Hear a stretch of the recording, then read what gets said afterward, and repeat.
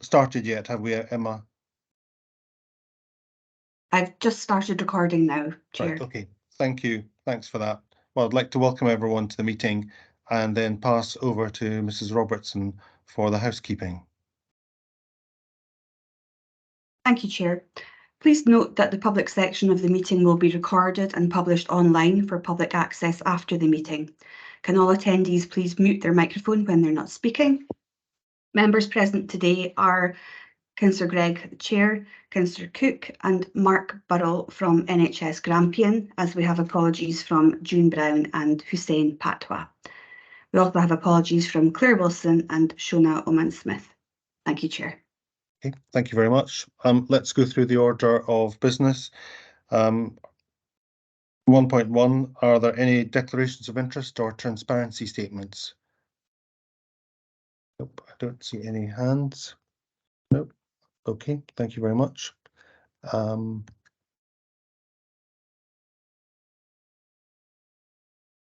Next item, there is no exempt business. 2.1, at 3.1 is the approval of the minute of the previous meeting. Are we content to approve that minute as an accurate record of the business transacted on the 19th of September, or are there any corrections to be made to the minute? Is everyone content with the accuracy? Yeah, content. Yeah, good. Thank you. The business planner at 3.2. Should we go through the business planner?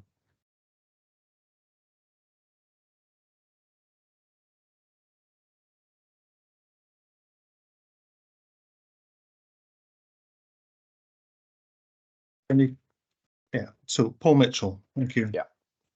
Yeah, the business planner, most of the, well, all the items are on the agenda today, apart from the last one on line 15.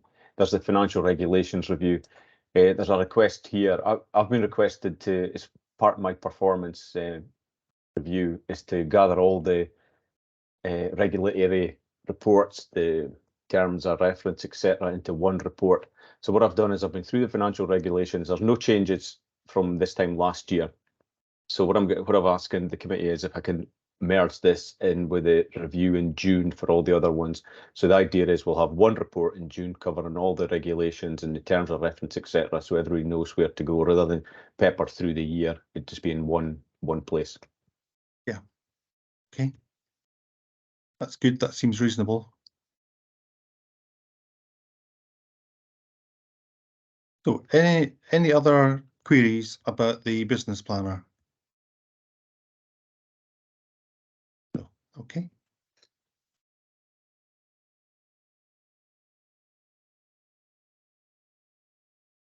Let's move. Do we agree and note the business planner? Yeah, agreed. Yeah, okay, that's great. Thank you very much. Next is 4.1, the directions tracker. Is that yourself, Alison? It is, Yes. thank you. Thank you. So this report presents the 6-monthly update on the status of directions made by the IJB to both Aberdeen City Council and NHS Grampian. 4 directions have been added to the spreadsheet since the last report.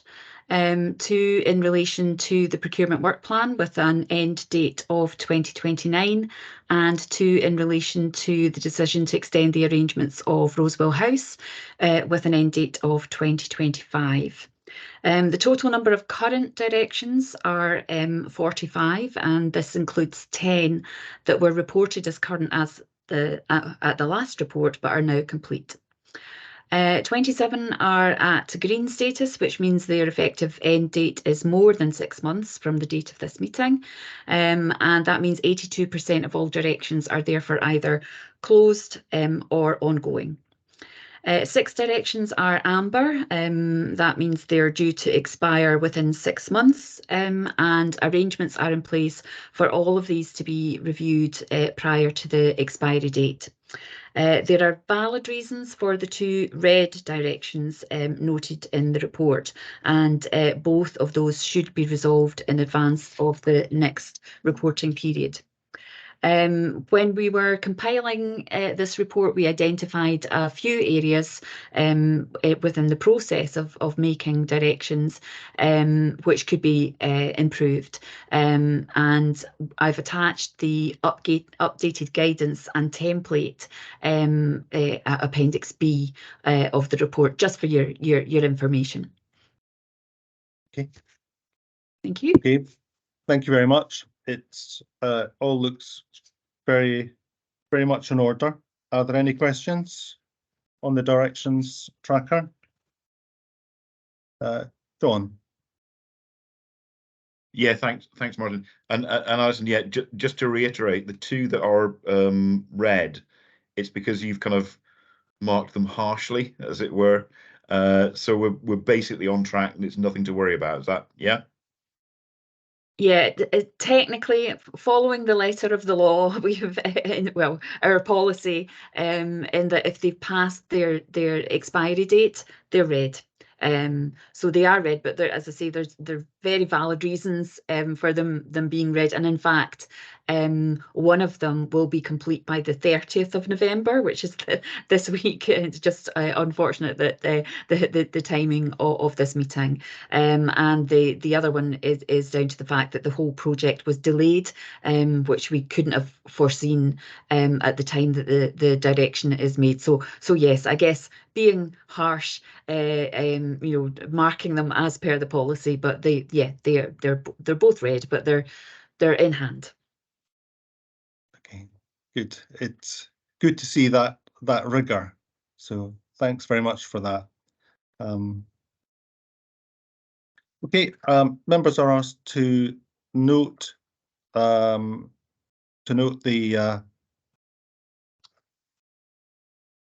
details on the updates from Appendix A. Are we happy to approve that recommendation? Agreed. Yep, good. Thank you very much. The strategic risk register is at 5.1. Martin Allen, would you care to introduce this one? Yep, thank you. So the committee has before it an updated version of the IJB's strategic risk register, and this follows the deep dive that was undertaken in October on risks 1 and 7. Since the deep dive, I've met with the risk owners for those 2 risks, and the risk register has been amended and updated to reflect the outcomes of the deeper dive, and the full risk register is appended at in the report. Just a little bit on the deeper dive, it provided the opportunity for the committee members to meet with key stakeholders, both internally and externally, and coupled with the data evidence that was shared, allowed members to have detailed discussions about the 2 strategic risks. As detailed in the report, the 2 risks were classed as very high. With regard to the workforce risks in particular, some of the risk is out with the IJB's control. However, given the levels of assurance outlined in the strategic risk register and evidence through the deeper dive, it is proposed that the risk ratings for the 2 risks be reduced from very high to high. So the committee are asked to consider the amended version of the risk register, including the risk ratings of the 2 very high risks, and note that the annual IJB workshop on risk will be held on the 16th of January 2024. And at this workshop, the IJB members will review the risk appetite statement and all the strategic risks in the risk register. So I'm happy to take questions if there are any. Thank you. Thank you very much for that. Are there any questions? Yes, John. Yeah, thanks, Martin. Thanks, Martin and Martin. Yeah, I'm actually happy that the 2 that were very high have been moved down to high, which I think reflects a deal of work done by officers. But if Martin Allen could just explain just in a wee bit more detail why we think that's correct. I think it's correct, by the way. I think and to be honest, during the deeper dive, the fact that we had a lot of the data there, specifically with look at the workforce risk in particular, we had details around absenteeism, headcount, retention of employees, etc. And I think the data around that has really helped provide a bit of that assurance, coupled with the fact that obviously the IGB, the partnership, is not an employer. So as I said in the preamble, a lot of that risk is things we cannot influence. However, what we can influence, we're going to go on later on in the meetings talking about our own workforce plan. So I think that's a major control, which I think will help hopefully take the risk down further in future. So I think the evidence, the data evidence, is probably the main reason. And in relation to that, SLT, the senior leadership team, are developing what's called a governance dashboard. So they will regularly see a lot of that data, along with the strategic risk register and the operational risk register. So there's a fair bit of officer scrutiny around that, and that's going to be further developed, as I said. So I think that overall assurance has brought or that's a recommendation, bringing the very high down to high. No, thanks for that. I think that's absolutely correct. So, and as you say, we've got the workforce plan later on the agenda. So, yeah, totally happy with that. Good. Okay, thanks very much. I mean, I thought that the opportunity to assemble was really valuable, and there was really helpful questioning and some scrutiny of the aspects around the risks 1 and 7 rather, and I was wondering if that's an opportunity for us to repeat that exercise sometime in the future.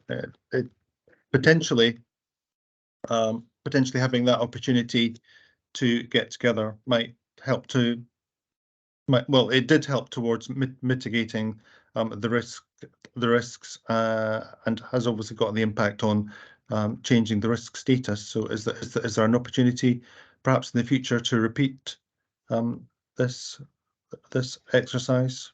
And Mark? Yeah.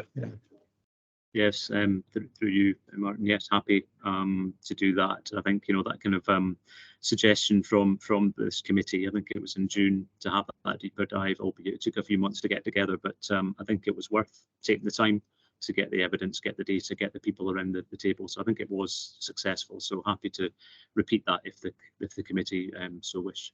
Yeah, thank you. Mark Burrell. Yeah, thanks, Chair. Just sort of confirming both of those points from John and yourself, Chair, about that. I think, yes, dropping down to high is good, but we'd need to be mindful of those two important aspects, that we still review those in due course to make sure they're not heading in the wrong direction, I think, because I think those are two massive problems that we could see, and I wouldn't want to see it go off the radar. I'm just joining in this committee, but it's certainly something that's relevant through most of our recruitment and retention drives through all the committees I sit on. So just thought I'd raise that point. Thank you. Yeah, okay, that's good. Thank you. Martin Allen. Yeah, thank you. Just maybe to supplement that, Mark. As I said, there is an annual workshop which is in January. This committee receives the strategic risk register twice a year, and the IGB receives it once a year as well. And we've just discussed maybe having deeper dives as well. So I think there's hopefully opportunities for members of the committee to gain that assurance or scrutinise the risks in further detail. Thanks very much. Thank you, Chair. Okay, thanks. I think the committee is reassured with the reduction of those two risks down from very high down to high. So do we agree with those recommendations from the report? Yes, agreed. Yeah, agreed. Yeah, okay, that's fine. So the recommendations are agreed. Thank you very much. Thank you very much, Martin Allen, for the considerable amount of work and effort that went into the deeper dive exercise. Thank you. Next is 6.1, which is the internal audit update report. And I think we go over to Jamie Dale for this. Thank you, convener. So this is your standard update report. It provides the committee with details of the progress of the internal audit plan and the follow-up of recommendations. With regards to the actual contents of the report, you will see from the progress section that they continue to complete reviews across the plan. And with regards to the follow-up of recommendations, as at the end of August, there was one outstanding. Management closed this. Audit recommendations follow-up, never a concern for the IJB. Thank you and welcome any questions. Okay, thank you very much. Are there any questions on 6.1? I think it's quite a straightforward report. No questions? Okay. Can we agree the recommendations on this report? Yeah. Yep, agreed. Yes. Okay, that's fine. Thank you very much. Thank you, Jamie. We then move on to 6.2 on the subject of the care management system. Over to you again, Jamie. Thank you again, convener. So the council's care management system, Microsoft Dynamics 365 for social work, D365, was developed in 2020 in partnership with Microsoft and Hitachi, and it went live in October 22, replacing the Care First system. The objective of this review was to consider whether appropriate control is being exercised over the system, and I'm pleased to report we've been able to take substantial assurance over what is seen as a minor risk area. Internal audit just had two recommendations, first around procedures, training and access, and then secondly around interfaces. Management agreed to both actions and these should be completed by January 24. Thank you and welcome any questions. Okay, thank you very much. Are there any questions on this item? I mean, I recognise that D365 has been acknowledged as a significantly more efficient way of working, and it's been relatively revolutionary. So I suppose that is reflected in the internal audit findings. Would that be fair to say, Jamie? Thank you again. If any service users wanted to add, but when we did speak to them through the audit, it was very much positive feedback on the kind of usability and the impact it was having. Okay, thank you very much. Any questions? Happy to agree that report? Yep. Okay, thank you. Then we move on to the next one, and I think we're still with you, Jamie, for 6.3. Thank you. So IJB complaints handling. So with our final review today, the objective was to ensure that complaints procedures are being complied with for all matters and that data generated is used by management to improve and monitor performance. Overall, we've been able to take reasonable assurance over what is seen as a moderate risk area. Control measures were generally fit for purpose across areas such as governance arrangements, procedures, the actual complaints handling and annual performance reporting. However, the review did identify some areas where enhancements could be made, specifically early resolution, management reporting, public reporting and system data, and dashboard reporting. The report also details out one major risk around management reporting. For this and all other actions, management agreed to implement the recommendations as part of a time-bound action plan, and these should be in place by June next year. Thank you and welcome any questions. Okay, thank you very much. I think that's a very, very straightforward finding and recommendation. I think it demonstrates the value of internal audit. Are there any questions there? Nope. Are we happy to accept the recommendations on this report? Yes. Yep, agreed. Okay. Yep. Thank you very much, Jamie. Thanks for the information and for presenting. That's great. Thank you very much indeed. We can now move on to 7.1. I think is that Callum? Yes, it is. Yeah. Thanks, Callum. Yeah, good morning, everybody. The purpose of this report is to provide assurance to the Risk Audit Performance Committee in relation to the Q2 update of the Partnerships Delivery Plan. And it's recommended that the committee note the information provided within the report. So you'll see that in addition to the cover report that we've provided, there are several appendices which are attached to give further information as to how we are performing. This is comprised of an overview of Q2, a tracker of the delivery plan specific to this quarter, and the delivery plan dashboard as well.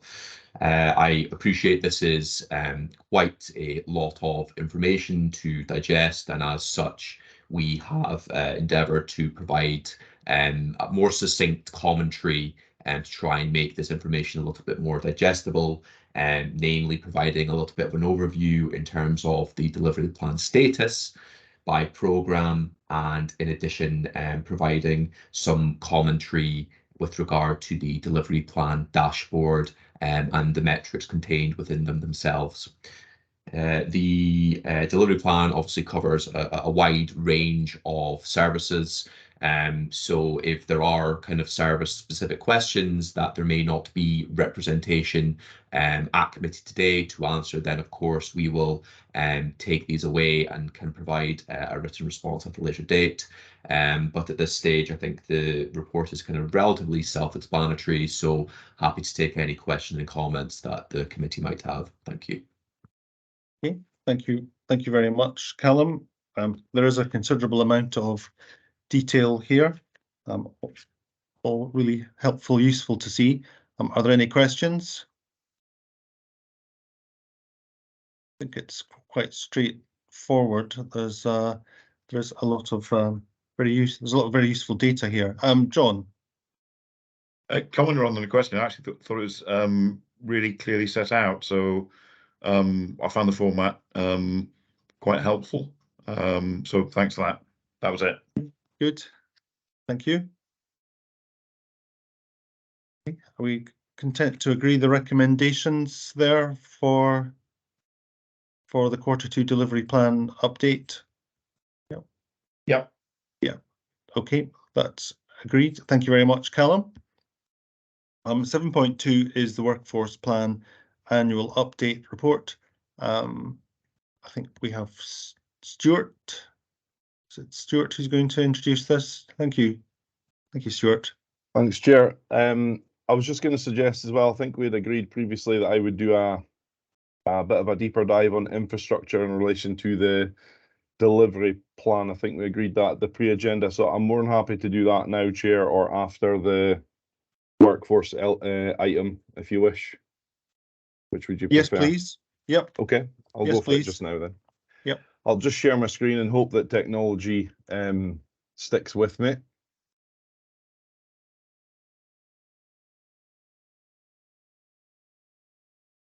Can everyone see that? Yes. Yep. That's fine. Okay. Right, I can get back to it. So thank you very much. For those that don't know me, my name is Stuart Lambert and I'm a transformation program manager, part of Alison McLeod's team, and I've got responsibilities for strategy and infrastructure.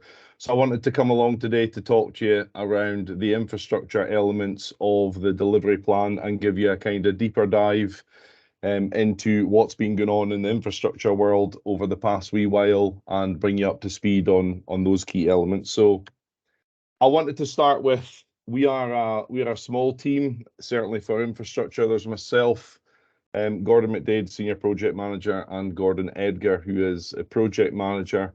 But we work very much in collaboration with all these other areas you can see on the spider diagram. We work very closely with the Property and Asset Development team within NHS Grampian. We work very closely with our primary care colleagues as well, business support, governance groups like the Risk Audit and Performance Committee, and also some operational groups too. Now, I've put ourselves at the core of that spider diagram, but what I can say is, depending on the project, depending on the piece of work, or depending on the program that we're working in, sometimes it might be the primary care team that's at the heart of it, or it might be something that's came from one of the committees, or it might be the asset management group from NHS Grampian that are at the heart, and we are kind of one of the core cogs that help bring things together. So although I've put us at the centre, we're not always at the centre for reasons I'll come on to explain a little bit later. So I wanted to kind of just highlight that we are a small team, but we work very well with our colleagues across many other services in the partnership. So funding, another key element I wanted to touch on very quickly before I get into some of the elements of the delivery plan. Obviously, everyone will be aware of the schema integration, which is the backdrop for our integration and how we work together with ACC and NHSG. But what I wanted to get across here was that technically the partnership doesn't hold any assets, buildings. Obviously, technically speaking, we have two staff through the chief officer and chief operating officer, but we work obviously together with ACC and NHSG to kind of bring all this together. And there's a lot of avenues for us to look at in terms of funding, and I'll cover those just briefly at the moment. The first one would be capital funding, so that's from Scottish Government, and that's under review at the moment. That's a big source of funding that we can utilise, and the approach being taken forward at the moment is putting plans, structured plans forward to look at how we might use this funding moving forward. But as I say, Scottish Government are looking at that at the moment. Another avenue for us is NHS Grampian, and we seek that funding through what's called their Asset Management Group, or AMG for short. A lot of our paperwork or reporting goes through AMG. It'll come through IJB and RAPC as well, obviously, but a lot of it will go through AMG for approval as kind of the main governance group for a lot of our infrastructure work. Other avenues open to us are obviously the partnership itself, and speaking very nicely and kindly to Paul, and obviously our ACC colleagues as well through the corporate landlord too. Another avenue is developer contributions, and these are contributions that we can seek from developers that help mitigate the impact of their development in communities. So if a property developer comes in and builds a set amount of homes, we can seek developer contributions from those to make sure that we've got appropriate health and social care and settings in place to be able to deliver that to those communities and mitigate the impact of those developments coming in. So that's how the funding works. That's some of our routes to be able to push on some of this work. So in relation to the delivery plan, the keen-eyed among you will notice that there are kind of 4 key elements in the delivery plan sitting under infrastructure at the moment, and those are Countess Wells, Cardin House, primary care premises plan, and obviously our infrastructure plan, which is due on Q4, I think. Alison will shake her head if I'm wrong there, but I think it's due the end of this financial year. So that's something that I'll come on to at the end. So I'll take these one by one very quickly. So for Countess Wells, there's a development there ongoing at the moment to build 3,000 homes and properties. We've got 900 units built at the moment with a development rate of around 200 a year to follow. So right now, we're looking at around 1,800 people, but that's not 1,800 people across the entire development. That's just 1,800 people for has been built at the moment, and that's definitely an estimate. So NHS Grampian had already purchased a unit within Countess Wells for the delivery of health and care services at Wisley Road, and we submitted and pulled together a paper in July to use developer obligations from that development to fit out that unit. And the fit out is going to consist of a reception area and 2 consulting rooms. So kind of where we come in as an infrastructure team on behalf of the partnership with projects like this is we will then set out strategically what services will go into those areas or those buildings and how they will be delivered. So we would obviously get involved at the very early stage, and it's why we put the paper up to the asset management group in July. As I said before, sometimes that might be the primary care team doing it, sometimes it might be another team that puts that forward, but we were involved. However, this is on our delivery plan, so we kind of took the lead in pushing that forward. So right now that unit has been fitted out, and we expect the works to be completed in January 2024. And we expect it to be operational with the services in it by March 2024. So as you can understand, in parallel to this, we've got a robust kind of application process working through with services who are interested in delivering services from that unit and use of the 2 consultant rooms. That process is being put together at the moment, and that's been led by one of our senior project managers, Gordon McDade, who's taken that one forward. So we expect services to be in and fully operational by March 2024, and we are on time for that one for the delivery plan. Moving on to primary care premises plan. So this is a plan that comes from the primary care premises group, and that group is a Grampian group with a rotating chair. Each of the partnership take 2 yearly positions in chair. Right now it's Aberdeen City, so I chair it at the moment. And that plan sets out our priorities and rationale for primary care premises across Grampian. So you can understand that we might have a lot that we want to do in the city, and you'll see there are several improvement grant applications submitted for the city from practices, GP practices and the like, to improve their building or expand capacity or look at options to create additional capacity. And we will use developer obligations wherever possible, because that's what they're there for. And this plan involves each partnership area across Grampian. It involves the GP subgroup. It involves optometry, dental and pharmacy. So it's quite a far-reaching and wide plan across Grampian. And what we have set out to do is set out what our priorities are over the coming 12 months and beyond. And crucially, what the asset management group from NHS Grampian want to see is what is our rationale behind those priorities. So we're working across Grampian to put that forward. And right now that's in draft. There are still a few areas that we need to tidy up following some consultation, but it's due at the asset management group later in December this year. The asset management group meets the last Wednesday of every month.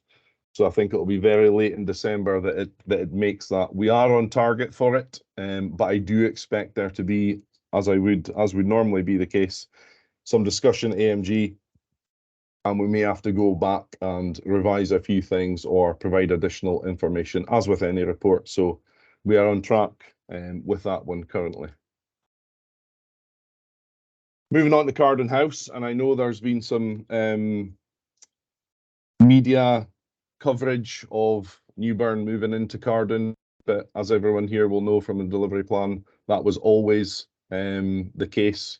There was always a project there to move Newburn from the deteriorating Denburn building into Carden. So to cover a bit of the context there in the background, Carden Medical Practice closed in January 2022, and Newburn took on a good proportion of that practice list, making them one of the biggest practices in the city. The partnership in NHS Grampian, we agreed to retain that building because it was strategically very important and vital for us to allow us to deliver services in the central locality in Aberdeen. Again, similar with Countess Wells, there's a configuration of services and application process to see who wants to go into that building, how we can deliver services practically from that building. And by April 2023, we'd moved in the community treatment and care services, health visitors and district nurses. And as I said, there was always a project underway to move Newburn Medical Practice from Denburn into Carden. Obviously, with reinforced autoclave concrete, etc., that process was kind of expedited, and over a course of 3 weeks and in collaboration with the practice and all the teams and organisations that I showed on the first slide through the spider diagram, we were able to move our biggest practice across 3 different sites in 3 weeks and have very little operational downtime. I think it was a matter of hours, and I would very much like to say that our IT colleagues, especially from NHS Grampian, were absolutely fantastic, as were the practice and the project team and everyone involved to get that move to happen so quickly and those timescales. I'm not sure that's been done before across Scotland, but I'll maybe stand to be corrected on that one. And we are still involved in that at the moment in terms of some of the services that are around making sure that Newburn and all the services in that building have everything that they need. So that one is currently going through a close and evaluation report from our perspective, but as I say, there are still other teams and colleagues around supporting those services like business support, etc. So that's Carden. And you'll be pleased to know this is my last slide. So future planning, as I mentioned before, we need to pull together an infrastructure plan as required by the delivery plan that you see on a quarterly basis. Within that, we'll have to consider the North Corridor programme, which was well underway before I came into post, and that's looking at Dainston and Bucksburn. There's obviously a big development in terms of housing in the Dainston area, and Bucksburn was already within that, and I think that has been with Scottish Government for quite a while now. So obviously we're waiting on the outcome of that one. We continue to support all our services. It's not just primary care, although primary care do have, obviously we work together with them very closely, but we're responsible for supporting all the services in the partnership. Transport is another area. It's not just buildings and assets. Infrastructure is quite wide reaching, and transport's an area of development for us that we need to look at over the coming months in terms of access to health and social care. And finally, continuous improvement and review, which is something we do through these committee structures and our internal processes as well. So I'm more than happy to take any questions. Thank you for giving me the time today, Chair. I'm much appreciated. And yeah, I'm happy to take any questions. Okay, thank you very much, Stuart. It's very good to see those developments, particularly at Countess Wells and Carden, and the speed and the effective way that Carden was actioned is really well done and really excellent to see that. I mean, I was wondering if the North Corridor opportunities in the future, will they be similar to what's being rolled out at Countess Wells? Is that the intention there? Something along those lines? I wouldn't be able to Right. say for definite at the moment. Once we're able to get more information and have those discussions with Scottish Government, we can obviously have a closer look at that. I'm sure it will be on our infrastructure plan moving forward, which again will come back to this committee. So you will absolutely be cited on any developments there. Yeah. I can definitely provide that reassurance, but I think it would be remiss of me to comment any further on those developments until we have the fullness of that information at our hands. Yeah, absolutely. It's just that the Countess Wells proposal, it's really being tailored to the local community. It's localized delivery. It's a very good model for the future. So yeah, let's continue to monitor how that's actioned, and hopefully follow that as a kind of a template elsewhere. And just one other question. I wasn't sure what happened to the Denburn premises, which were vacated. What happened So right there? now, I'll maybe hand over to Sandy for that one. Okay, so Sandy, yeah. Sandy, you're on mute just now. If you... Sorry, I was going to put my hand up for a slightly different thing, but as far as I know, at the moment, it's still, well, the building itself is still being utilised, the car park. So the Royal We still use the car park. It'll be up to the council in conjunction with NHS Grampian if and when to close it and kind of block up the car park. I suspect that my guess is they won't do that quickly because there's a lot of city centre car parking used there for places like the theatre, and I imagine all the kind of city centre regeneration stuff would be against that. But could I go into a supplementary point, Martin? Would that be okay? Yeah, sure thing. It was really to say it was an excellent presentation from Stuart. One of the things to add to that was, as part of our budget efficiency targets for next year, which there's obviously a lot of them, we are doing a sort of quick and rapid review of our buildings in the city and trying to identify, are we making maximum use of them, and is there any scope, which I think there is, to reduce the costs, particularly utility costs and other costs of some of our buildings, and maybe in 24-25 have one building less. Now, we haven't identified if that's doable, but I guess from a committee's point of view and a deeper dive awareness point of view, be assured that we are looking at that. There's a lot of things you have to consider in that context, not just the building, the public expectation, staff expectation. There's a lot of variables within that, but we're at early stages, and Stuart will be a big help in this, at reviewing that fairly rapidly and trying to, in effect, take money out of buildings and not have to take them out of other frontline services. So we're just at early stages with that. Thank you, Chair. Okay. Okay, thank you for that. I think that review of buildings is very often contentious, controversial.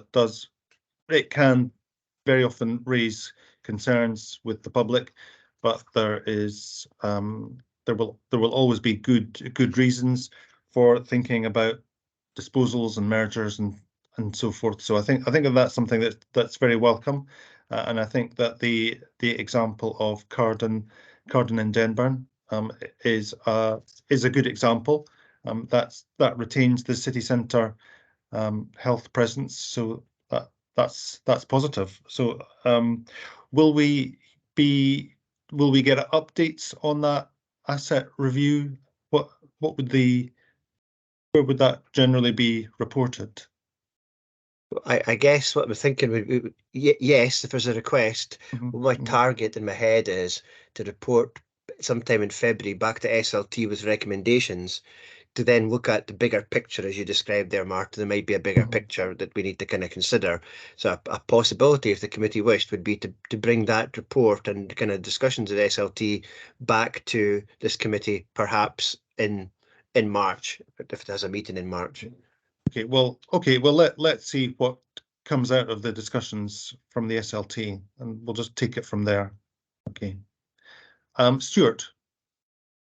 Thank you. Just to come back, Chair, on your point in relation to the deteriorating Denburn building, when Newburn vacated the building, we put in arrangements for the building to be secured, and ongoing security arrangements were then put in place in terms of patrols, CCTV was looked at, etc., and that's all been up through or going up through the asset management group. So it's just to provide that reassurance that the building is being secured, and I think decommissioning processes will follow thereafter. That's great. Okay, that was really splendid presentation. Thank you. Are there any questions? Any other questions at all? No. Okay, we content with the recommendations there. Yeah. Yeah, Okay. content. Yes. Yep. Good presentation. Great. Thank you very much, Stuart, and your colleagues. We then move on to the primary care improvement plan, which is update. It's me, councillor. Yes. Chair. Okay. Hi. Thank you. Good morning, everyone. For those that don't know me, I'm Alison Penman, and I'm the Primary Care Improvement Plan Programme Manager for Aberdeen City Health and Social Care Partnership. Today I'm presenting an update report on the PSIP plan. There are no changes essentially to the plan since last presented 6 months ago. But I would like to mention that the PSIP across Grampian is part of a GP visioning programme that NHS Grampian and the partnerships are taking forward. This is supported by the Scottish Government, so the outputs from the programme will be strategic objectives for general practice. So we're fortunate that we're able to be part of this, and the programme is well underway. 3 workshops have taken place. The last one was just last Wednesday. So any changes to our plan will be based on the feedback from GPs, GP staff. We've had third sector involvement. We had patient involvement as well. So basically, PSIP is piggybacking on to the GP visioning programme. So going forward, that's quite an exciting time for us. Recruitment can still pose a risk to us, although we've been quite fortunate in our nursing recently for our CTAC service. And we are still at the moment delivering within the same, more or less the same financial envelope from the Scottish Government funding. So that's a run through of the PSIP update report, and happy to take any questions. Thank you. Thank you very much for that. Okay, are there any questions on 7.3? John. Thanks, Martin. Yeah, no, I think just on the GP visioning exercise, I think that's really good because it's not kind of someone sitting in an ivory tower telling GPs what they need to do. It's kind of a bottom-up exercise from taking on board the views of the people who are at the coalface, as it were. And just in terms of, I know we're due to get a report on the outputs of that exercise sometime. Can you just remind me of the timescale? I should know, but I've forgotten. Sorry, Councillor Cook, interrupted you there. It's into the new year, is what I believe. So there is a programme board. So they are, you know, they are working to the timeline that they've got in place. So it will be into the new year. But it's happening pretty quickly. So it's really reassuring. Thanks. That was it. That was all. Thank you so much. Okay. Thanks very much, Alison. Are there any other questions on 7.3? No. Okay, can we agree 7.3? Yes. Yeah. Okay. Agreed. Great. I think we've missed some 7.2 though. If we could go back a step to 7.2 to the workforce plan update. I can start that one, Chair, Yes, if please. that's okay. Yes, please. Okay, thank you very much. As the covering report highlights, this is the first annual update on our current 3-year workforce plan. And as everyone will know, IJB approved the workforce plan on the 29th of November last year, and it very much aligns with our strategic plan in terms of one of our key enablers being workforce. The committee's also requested some more detailed info on sickness and absence, and we'll present that after the covering this core annual update.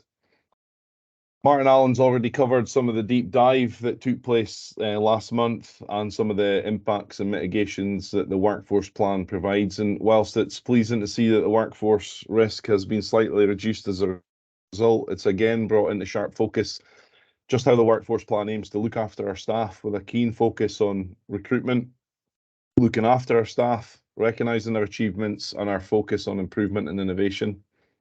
If we look at some of the recommendations mentioned earlier from that deep dive around improving our application processes, promoting retention opportunities, guaranteed interview schemes, changing advertising processes and streamlining information for the workforce, all of these are underway or have been progressed or are in the pipeline for the next 12 months. And indeed, our first recruitment fair was held earlier this month. And I would say that early indications suggest that was a huge success for us in the early part of November. With that in mind, we have our 3 work streams in place under the key priorities of the workforce plan, which are recruitment and retention, mental health and wellbeing, and growth and opportunities. We also have an oversight group in place, which is made up of senior members from our senior leadership team, our council colleagues, NHS Grampian, and senior colleagues from Commission, independent and third sector organisations who all contribute to the workforce across the partnership. I would want to point out that we're doing a lot of work in the background on workforce data, and there's a lot of this contained in the workforce plan itself. But as we look to evolve that and gather similar information across all of our services, we have an aim to create a dashboard where this information can come into one place, and that can be live data that we can draw on at any time. Whilst we're making good progress here, there's a long way to go, and we've still got a lot of work to do to bring that to fruition. You'll see a small window into the type of detail we're looking at to gather in relation to that dashboard via the information that Grace will provide you on sickness and absence later on. That aside, I'm now going to hand over to Grace, who will give a summary of progress and highlight our areas of focus over the next 12 months. So over to yourself, Grace. Thank you, Stuart, and thanks for the introduction to the report. As you can see in the workforce plan, there has been a bit of headway over this first year of our workforce planning and some progress made. So what I would like to highlight in our workforce overview is our headcount has increased over this year, and our partnership headcount for our age rates seem to be improving for our younger demographic ages as well, which will help towards some of our issue or risks that we maybe had round about our retirement age population. This is all really encouraging, and I'm kind of glad to report that this year that we've made a bit of work around about that. Similarly, with our staff turnover, it seems to have settled this year compared to what we've had over COVID with our turnover rates. As Stuart had said earlier on, some of our absence rates are still relatively high. However, I'm going to go into a wee bit more detail about that round about our NHS side of our workforce today. That's similar just to what we've been discussing round about some of our information in our dashboard. I'm going to give you a little insight to the NHS side staff and the work around of our dashboard. What we're going to do going forward for that will help us with a clearer overview for our ACC side as well, and also our commission services. Glad to see that we've got information through from our Granite Care Consortium, who's now almost at their 2-year anniversary. They've got their first annual report that they did in 2022, and the details on the consortium model workings and learnings are within the link to their annual report, which is showing good progress. Similarly, with Bonaccord Care, we've had figures showing a small decrease in their full-time equivalent and headcount this year. However, we've gotten information throughout the report of their split across from their trainee roles, and some of their information that we can share about their apprentices later on in the report. Really what I wanted to kind of highlight was some of the progress made that we've got through our 3 priorities. I will say that we haven't completed any of the aims, but we have got work in progress, and we've started near enough against every single one of them, which is really, really good to see. The ones that we've not started will be in the pipeline for this next 12 months. Staff health, mental health and wellbeing. There's definitely a focus round about our health and wellbeing initiatives, using the framework that against the healthy working lives and also the We Care framework, and making sure that we can grow and expand that to across all of our teams with equitable access to that for across the teams, across the partnership. Similar with recruitment and retention, we've been looking at this as a priority area, and as Stuart mentioned earlier on, we had our first recruitment event on the 1st of November, which was very successful. We had about 300 attendees, but it's again using that work again from over the next 12 months to develop and progress what we're learning across those. Similarly, with different pathway accesses to our workforce streams as well, apprenticeships, work experience and trainee positions.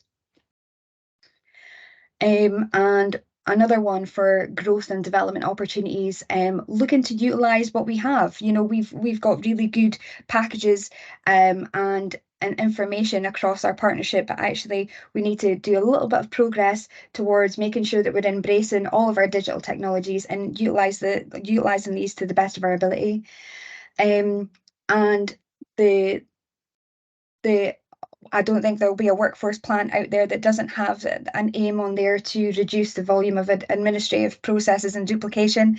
So we've been doing mega work on that actually already with the implementation of D365 and Morse and things like that. So we've got good progress across there. So yeah, so there's been definitely good uptakes and progress against those sort of things. iMatters is definitely something that I will always flag up when it comes to our workforce plan. It's our big annual staff survey. We've spoke about this in the work streams actually, that iMatters is great, but we actually need to do a little bit more of our surveys and get some information from our staff. And I will always look to increase that percentage uptake rate. So we're at 64% for this year. Last year it was 58%. I'll be looking for an upgrade, another uptake for next year. So there'll always be that goal to improve on those. Stuart also highlighted that we've now got the new work streams The work streams now in place with an oversight group will also be working closely with the Joint Staff Forum along those side, and then we also feed into the Integrated Workforce Planners meeting, which is a Grampian-wide meeting. So there is each of the work streams will have an action plan against each of the aims to make sure that we are making continued progress against these.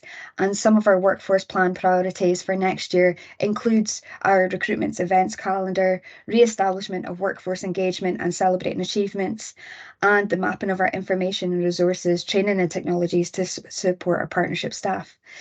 So that was just a quick overview of what the workforce planlet is saying for today. If there's any questions, I'm happy to take them. And then we can do a little bit of a deep dive into our staff sickness and absence.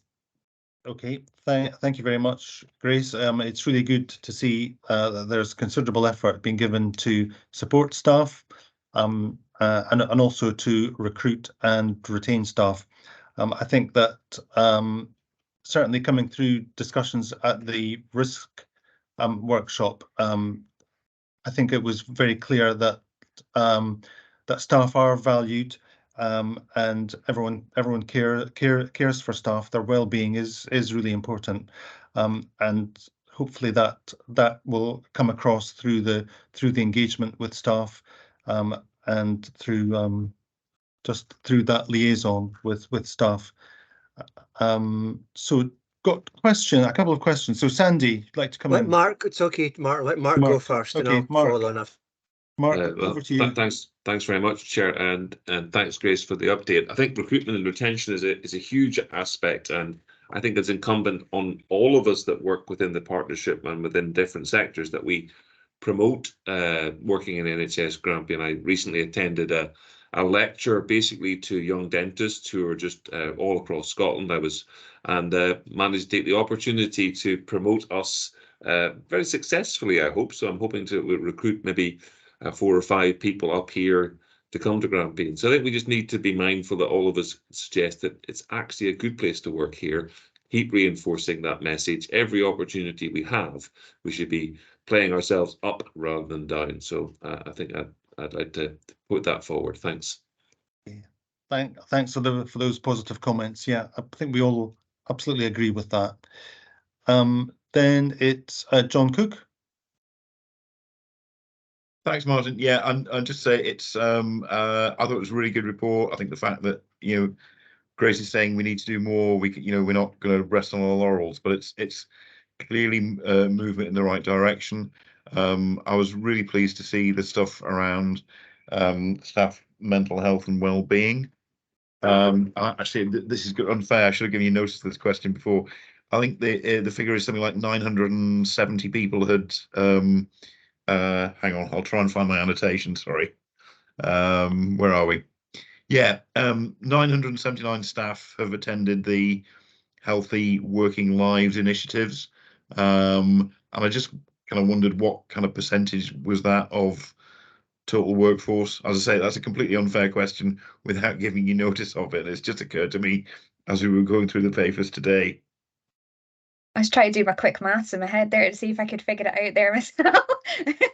But yeah, that's something I can take away, and actually we're looking to do that with the Healthy Working Lives, is do a bit more deep dive into that information and see who's the people that are not actually uptaking in these sort of initiatives, what and get the information back from them. There is good feedback on, people come back and let us know how the therapies have worked for them and things like that, but do a bit more of the work to see with the Healthy Working Lives of what's working best, why people are trying to uptake in these type of therapies as well, and get some more information in that. But I'm thinking 979 of a head count of 2265. That's definitely less than 50%. And so I would definitely be looking to increase uptake for teams across a partnership.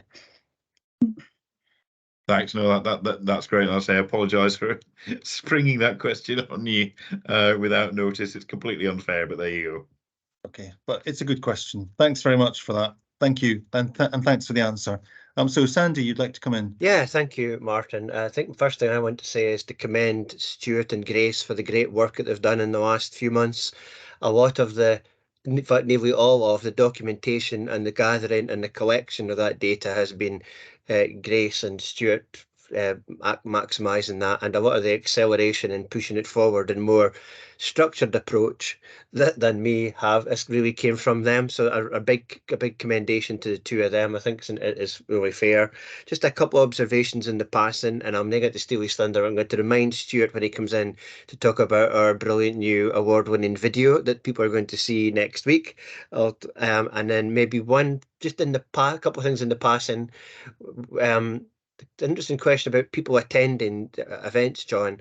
One of the things that we are trying to do is be good system workers. So, for example, I'm meaning is we have stuff at Forester Hill Health Centre, and it is good that a number of ARI people go there. I can recall seeing some really nice feedback from a consultant radiologist, for example. And so my kind of line with these things is we are relaxed whoever goes. So strictly speaking, they are not our staff. But if Sandra was here, she'd remind us they are our staff because we're working in a single system kind of thing. So marginally, probably the partnership stats would marginally go down because we have described that figure you described as staff who have attended. And I'm deliberately not worried and happy if ARI or other folk go that are not ours. And maybe the last one to make a comment on, part of our role as a partnership, that you heard the good work of the recruitment event. Now, a lot of the benefit of that, and we've had kind of confirmation from independent social care providers who have recruited people and they have started, that were interviewed on that day. Again, they are not, in our narrow definition, our staff, quote unquote.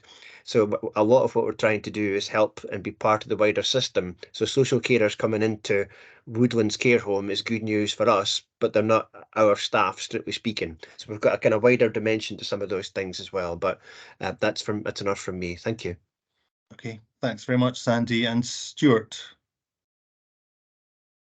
Thank you very much. Yes, just to touch on one of Sandy's points there was around the recruitment fair we had. I think Grace had mentioned there was over 300 there, and we had 100 applications into social care services on the day. And Sandy's obviously saying that they have obviously progressed into some of those into being employed, and we're still taking the figures and the data from that because we need to learn from that to help push the next one forward in May and make it bigger and better.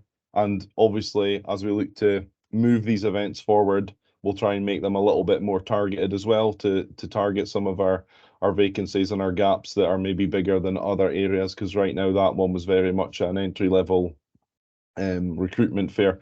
So I just wanted to touch on a point that Mark had made earlier around, bigging this up, if you like. I'm definitely one for that. I always will. And we do have a recruitment video coming that is solely for the partnership. It is with NHSG and ACC. They are our partners, absolutely. But I think it's the first time the partnership has had an identity when we've been recruiting. And I know I always say that, but we do need an identity when we recruit.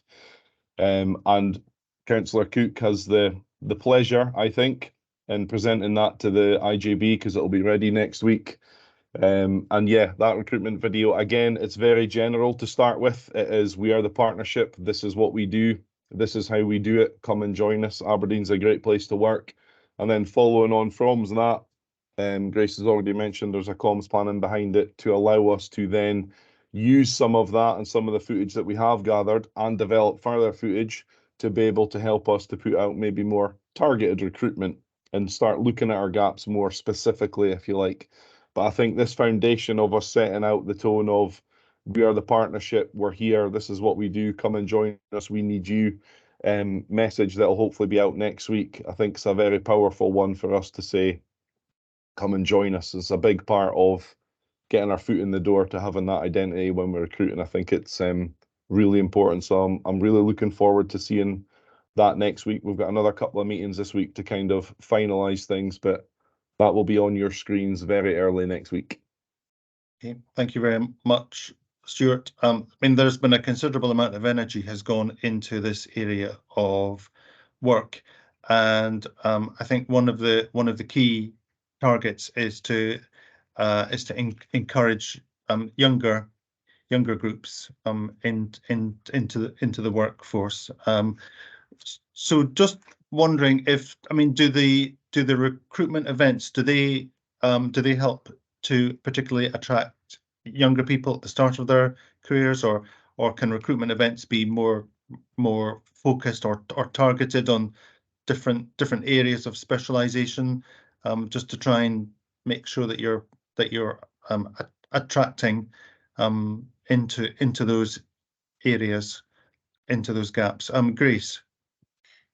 Yes, definitely, Councillor Gregg. We've got our first event was probably targeted at entry level positions. So we recruited to obviously some of our external healthcare providers. So the attendees actually were majority from RGU. They seemed to come down in busloads that day, which was great. Even though it was a very, very wet day, so everybody came in a little bit soggy, but we still got the job done at the end of the day. Everybody came around and got to speak to some of our providers. That's the plan. The plan is to make sure that we have got targeted recruitment events. So the secondary schools are very good at holding their own events, but we want to make sure that we're represented there and we have a good representation from across the partnership. Again, with the same courses and the relative pathways throughout our universities, making sure that we can encourage people to Aberdeen City Health and Social Care Partnership jobs, and then the same with our apprenticeships and some of our career pathways round about that. So developing our young workforce, career ready. We've definitely got a good link in there, but I think we can definitely be stronger of making sure that we've got better representation from across the partnership. We've got a good number of mentees already for career ready, but it's about progressing that. So we've got other pathways and services represented through those. Okay, that's great. That is really reassuring. Thanks very much. Thanks very much. Are there any other questions on 7.2, or are we ready to agree the recommendations? Do we agree the recommendations there at 7.2? Yeah. Okay, thank you very much. We've covered 7.3, so we go on to 7.4, which is on the this is the item on justice social work. Can I interrupt? Yes. Is Grace to give another update on sickness in NHSG, I think. Is that correct, Grace? Yes, I have a few slides prepared if you want to take the time to do that just now. It's up to yourself. Okay, I'll share my screen. Please, yeah. Do the same as what Stuart did and hope technology works for me. So I'll just do that in a second.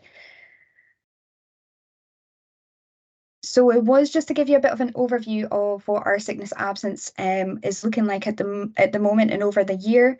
I will reiterate that this is just our NHSG staff information. We've got our dashboard it's under construction at the moment, so we're looking to almost replicate the information that we're getting from one side of our service from across the rest of our services. So ACC, we still have information coming in. However, we just need to make sure that we can get them to talk the same, because we all record things differently, but we just want it to be in a way where we can show this information the same way for our ACC side, but also for our commission services as well. So the absence for our annual for our NHS services side, as you can see here, the red line shows our percentage rate, our sickness absence percentage rate, and then it's split into long-term and short-term sickness absences.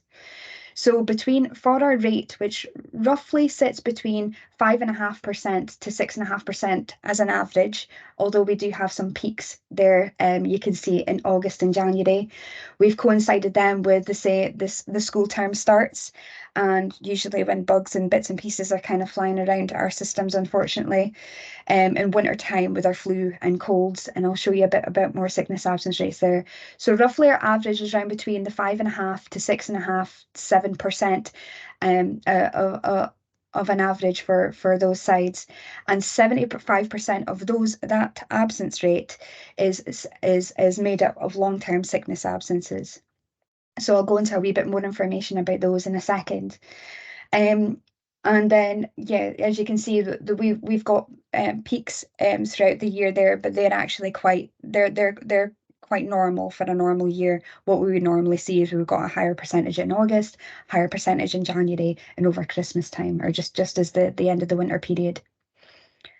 Some of our sickness absence reasons is quite a nice graph here that kind of shows you our rates for our sickness absence reasons. There's a great long list there of different reasons, and then there's ones there that actually aren't listed, but they come under the other known causes, which is like the royal blue kind of color there, are not otherwise classified. So we've got information there that kind of gives you there, but I suppose the stark one that kind of comes out is our colds and flus is definitely one of the highest ones, our anxiety, stress and depression, and also our back pain, and our back pain and other kind of I can't say that word properly. No, I'm not even going to try. I'm not even going to try. So we've got some good chunks of info. You've got good chunks of percentages there for our absence rates, reasons for absence, there. Some of our long-term absences, as you can see, we've taken down the top 5 reasons for those. So of our absence rate, which is averaging between 5.5% to 6.5%, 35% of that number is then due to anxiety, stress, and depression, or other psychiatric illnesses. Some of them are other known causes, but it'll just be the different kind of drop-down list that we have. Unknown causes are not specified, injury and fracture, and back problems. So a lot of these things that we know are going to be our long-term sickness absence rates, at some of those that we can't get round, especially around back injury and fractures and some of our back problems. However, there's things that we can maybe try and mitigate against around about our anxiety, stress, and depression, and then some other kind of practical things that we can do round about our unknown causes and not specified. This is similar with our short-term absences as well. So we've got actually more of a percentage of us not understanding what the causes are. They're not specified. That's probably more of a recording issue, things that we can be doing a little bit more accurately. However, that's a small percentage of the absence rates that we're receiving through. Cold, flus, and influenzas. Obviously, when it comes to our vaccination program, we really try and promote our staff to get vaccinated against those. And some of the short-term absences is although a small percentage, is other mitigations we've kind of tried to incorporate throughout the work stream round about those. Stuart, do you want to come in? Yeah, but after you're done, Grace, if that's okay. Okay, that's okay. So that was just a little bit of an insight into some of our look around of our absence breakdown. And then I suppose this is what we can do to support our staff through sickness and absence. So page 8 and 9 that you've just seen in the workforce plan gives us an overview of our Healthy Working Lives initiatives. We've spoken about how we want to kind of look into that information a wee bit more, understand why people are taking up in therapies, and is there anything else we could be doing round about that initiatives to help support? Same with the We Care framework, that's there to help support staff's wellbeing and good mental health. We need to ensure that the uptake remains high for these, but also that it's equitable across our teams. So that's definitely a way that we can make sure that that's balanced throughout the partnership. Staff supervision and good practice. So making sure our staff supervision policies are up to date. We've had a good practice shared with us from adult social care side. It'd be interesting to see if we can replicate some of the information we've received through from that and replicate it across the system. System recording and training some of our new line managers, culture and support to better understand absence reasons and recording so we can better identify support for staff. Although very small percentages, the more information that we can get, I suppose, as a workforce and a partnership, the better for us to understand and be able to help support staff. Test the change initiatives to support people back to work from long-term sickness. There's a big there's a big understanding now about that when you've been off long-term sick, you have almost a guilt or an anxiety about coming back. What have you missed? Is there anything being changed? And making sure that we've got a bit of tests to change to try and help support people back into long-term support and say, it's okay to not be okay, and it's okay that we can help support them people back to 100%.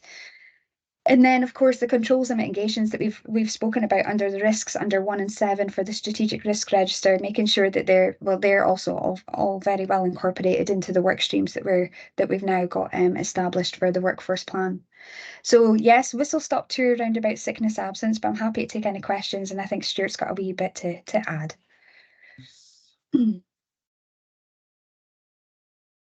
Stuart. Thank you very much. Yes, it was just to say a couple of things. I think the ask from this committee was to kind of look at and identify the reasons for the spikes that Councillor Cook had identified previously in relation to August and the December, which we've been able to do through this information. And the second ask obviously was around the identification of what is long-term versus what is short-term. And obviously we've been able to articulate there that obviously long-term is anything categorized as 29 calendar days or more. And I think what's important to kind of remember here, and something that I was kind of speaking to Grace about this morning, when we look at graphs and charts like this, we all know that data can be presented and manipulated, and it can sometimes look different to what is actually there, depending on how you interpret that data. And you do see the spikes and stuff like that that can look quite severe. But I think what we've got to remember is we're talking about an average here of 5.5% or just above that overall. And of that 5.5%, we can then start to break down, right, 75% of that 5% is long-term absence, etc., and some of the causes there. The two takeaway things I think come out of this are looking at our recording in terms of where it's not known or not specified, and looking at supporting the workforce stream around staff mental health and wellbeing and the recruitment and retention area, and our work moving forward over the next 12 months to look at those schemes to support those recovering and coming back into work, which, as we've highlighted already, are well underway. So there's some good reassurance here as well for the committee around our sickness and absence rates. Okay. Thank you very much. Mark? Thank you, Chair. And thanks, Grace, for your presentation. A couple of points, I suppose. I think that the support for new line managers and recording is absolutely essential. I think there isn't enough training that goes into that to support those that are moving into new roles. And how do we compare with the rest of Scotland with regards to our sickness rate in average, please? Oh, sorry, I had to stop sharing instead of hitting my microphone.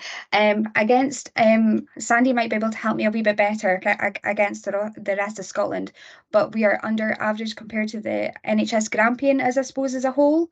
Yeah, I'll let Sandy come in. He's got his hand up. Okay, Sandy. Yeah, a bit better than the national average.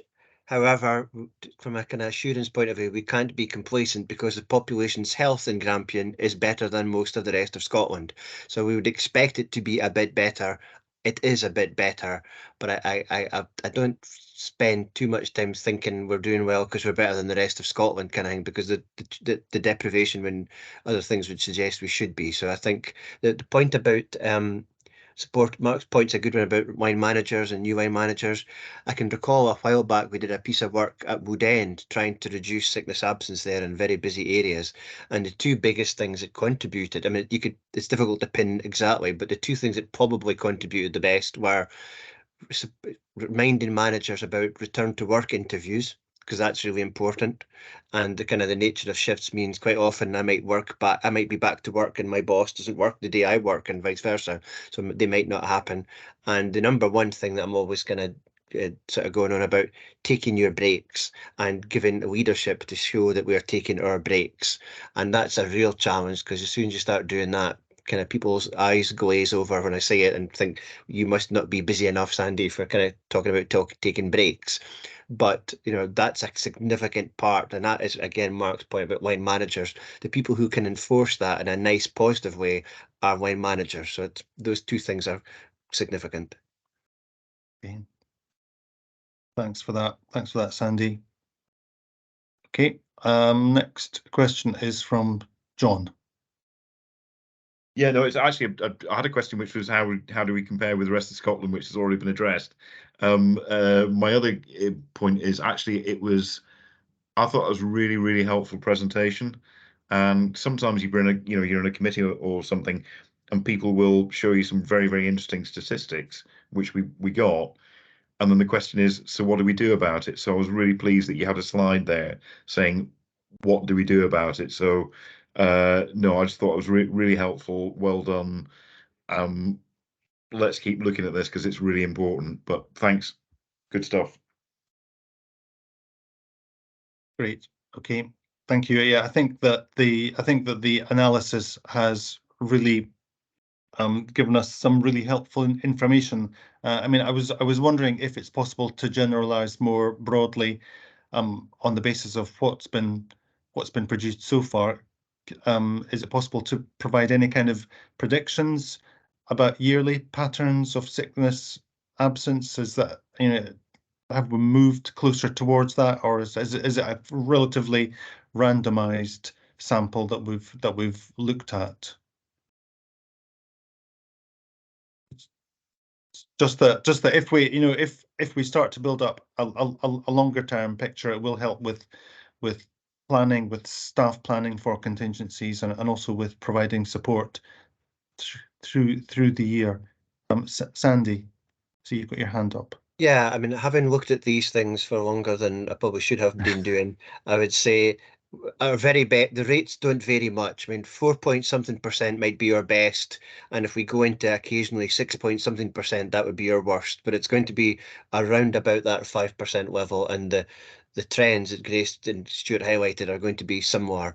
So I'd say it's when we do need to challenge ourselves, because if we described it another way, we're probably losing Grace's stats as we're showing. We're probably losing 10,000 plus. Well, we are losing because it's in the kind of HSG numbers. 10,500 hours per month are lost due to sickness absence. So you can see why it's such a significant thing. We have to be sensitive about that because actually people being off sick might be the best thing for them if they're actually sick as opposed to coming into work. So it's a kind of delicate balance. But nonetheless, if you use that figure, which I sometimes do, that shows you the size of the challenge. If it's 10,500 hours at an average band 5 member of staff, that comes up to a big number of money each month, kind of thing, or loss of productivity. So, but it's roughly 5% would be the kind of average, I would think. Yeah, that's fine. It's important to know that, and I think that the work that's been done and that's presented shows you how valuable that activity's been. So that's been a really helpful report on sickness absence. Thank you very much, Grace, and for that. So, are we ready to move on to 7.4, which is justice, the item on the justice social work? And I think Liz Cameron. Yes, thank you. So presented today, we've got the Justice Social Work Annual Performance Report. I've just taken some bullet points to highlight within the report. The significant increase in bail supervision and increasing diversions from prosecution. We have evidence that we're returning to pre-COVID levels of court business and workloads. There's a displacement of the unpaid work team, and the issues are being addressed by identifying premises, and contingency plans appear to be working well. There's been issues with the extraction of accurate data from the D365 system and Care First, because we were in the middle of the year when we crossed over. So to provide the necessary information to the Scottish Government, which if not resolved had a potential risk in terms of reputational damage as well as on next year's budget, because it's based on the formula of the information we provide. It's been resolved. A lot of hard work from analytics and insight and some staff here who put a lot of commitment into it, but we're quite satisfied that it has met the required information standards. So thankfully that has been resolved. Our focus going forward is to refresh the Justice Social Work Delivery Plan going forward from 2024. So the rest of it is in the report, and I'm happy to answer any questions if anyone has anything they want to ask. Okay, thank you very much. Are there any questions on this report? I think it looks very good. I think that the diversion movement is very positive. There's a lot of really helpful information. There's a lot of good work going on. Any questions from members? Nope, we're all happy with that report.